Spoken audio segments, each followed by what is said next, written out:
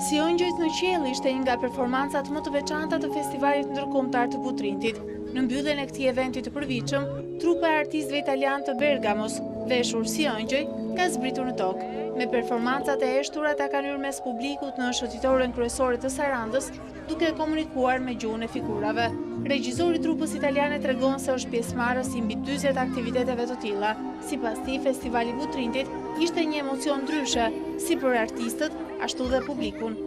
E quindi c'è questo incontro. Unë besoj se ajo që ne performojmë depërton dhe kuptohet nga publiku i çdo vendi. Gjuha e gjesteve dhe ajo e trupit përkthehet njësoj në çdo gjuhë të botës. Ne kemi marrë pjesë në 10 festivale, por këtu jemi shumë të emocionuar sepse ka shumë njerëz dhe shumë kuriozitet. Festivali ndërkombëtar i teatrit Butrinti 2000 u rikthye pas 2 vitesh mungesë. Organizatorët janë shprehur se nuk do të ketë më ndërprerje të këtij eventi të rëndësishëm, edhe pse në festival nuk kishte performanca të artistëve shqiptar.